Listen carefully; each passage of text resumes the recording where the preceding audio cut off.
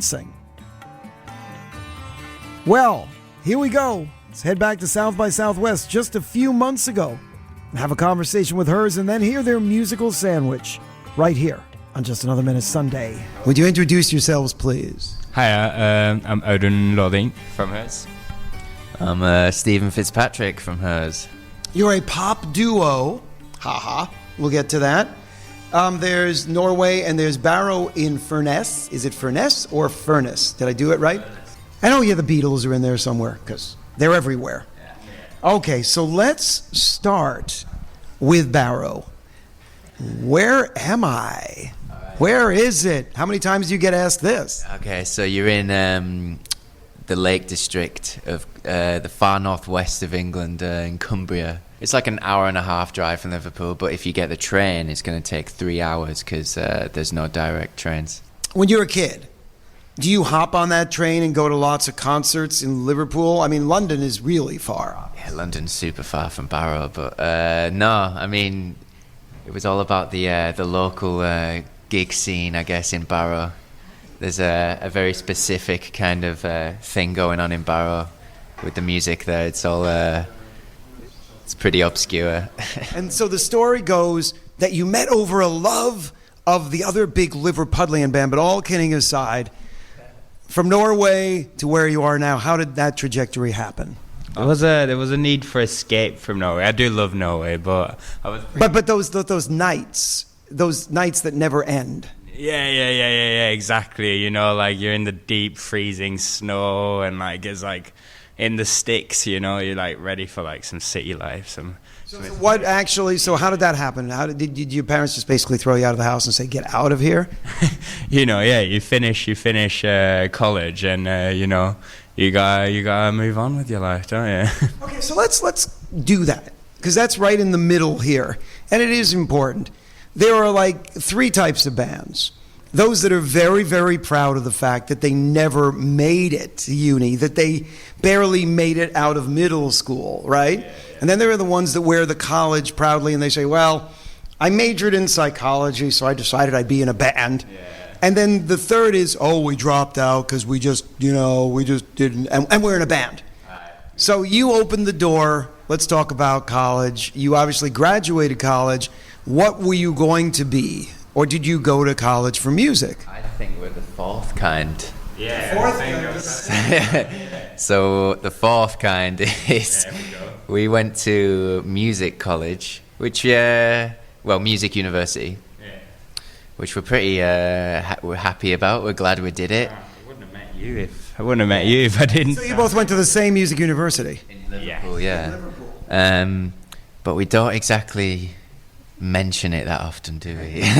Well, I don't think you. Well, I think there's a bigger question, which is you don't get asked it that often. Yeah. I mean, it's not like the coolest thing to go to music uni, is it? Well, you know what? It depends. I mean, because the Beatles, those guys, they went to art school, right? Oh, street cred, cool, I guess. People seem to think there's like a lack of authenticity when you do that kind of thing. Which is lame. Like you learn music theory, and oh my gosh, you know what you're talking about. I mean, we don't know what we're talking about after going, anyways. But like, I think for us, it was that kind of opportunity to get out of two coastal towns that weren't going to give us like any kind of insight to the industry. So far, when I'm reading about you, there's a lot of humor and observations. And the bonding thing.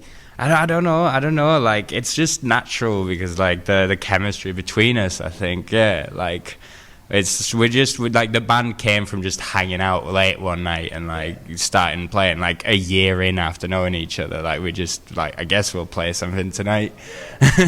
Okay, so there's a long trajectory between playing and hanging out in the pub, doing a couple of bar nights, and then, wait a minute, we're now signed with management.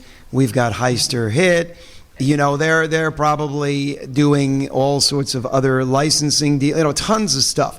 So let's talk business for a second. There's always that I'll do it in the full announcer voice, and I'll pull them. We went from the bar band to, oh, wait a minute, now we're touring, now we have a real label deal, now we have a record coming out. That snowballed really quick. It's like we're on this train, this steam train with no brakes on it at this point, feels like, which is like exactly what you want, isn't it? But it's all been really organic though at the same time. Like we kind of just bumped into these guys in a way, like, and like they do that. They have a habit, particularly Heister Hit. They have a habit of showing up in a pub and bumping into you and starting a fight. It's not good. I remember running into Mick, and I remember getting like right after this little warm up we did for the Shark in Manchester. And it was like this label guy, and I was like grabbing Steve. I was like, that guy's from the label, man. Come on, whoa.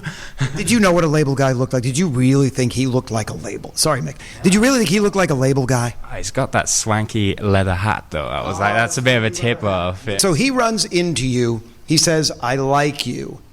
From there to signing on the dotted line, did you talk to anybody else, or did you just say, oh my gosh, this is so cool, and for reasons unknown, I trust this guy? Oh, we kind of did that, didn't we? We ran the contract past our tutors in uni, and they were like, this is a very, very good contract, so you should definitely do it. There was like an underlying feeling of like the love for music happening, which is like so like comforting. Like you feel well taken care of, like from the get-go. Like we had a manager at a time, and like it was Was this like a friend manager? Was this like a franager? Yeah, the franager, and like we love him dearly. He got us started for real. But he was he had a couple talks with them and everything, and like just from that we had a feeling that they were very like interested and invested in the project, and they would like they'd show up to our gigs. Like they were chasing us a bit. They were chasing us a little bit. So you get signed by the label. You obviously had some things, but how much did you have recorded at that point? At being signed, we had nothing recorded. We had a live session online done with some friends of our franager, and that went really well. Like it just picked up a lot of steam, and like apparently the drummer from Horse Beach, another Manchester band, showed it to the label, and like that's how we got signed first, and then we sped up the recording process from there. Yeah. Okay, you ready? Here we go. I'm going to go down a lot of roads just like this. 50s doo-wop, Mac DeMarco.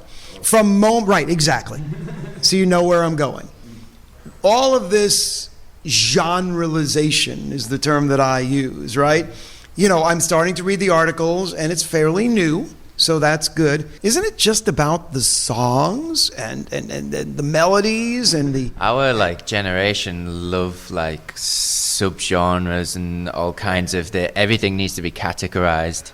So, like, in a way, it's, like, helpful to have these things in terms of, like, selling yourself and stuff. But, I mean, at the end of the day, it's just kind of...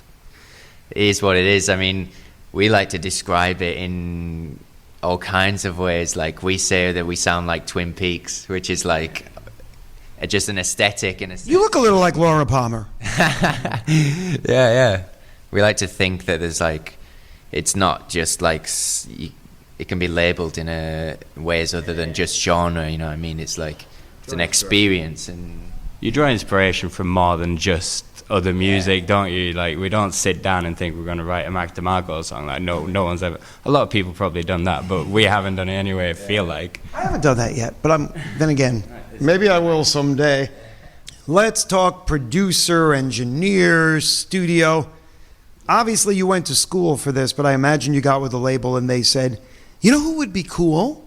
Or... So we got one big special guy in our lives called Sam, with S-A-A-M, Jafardazeh.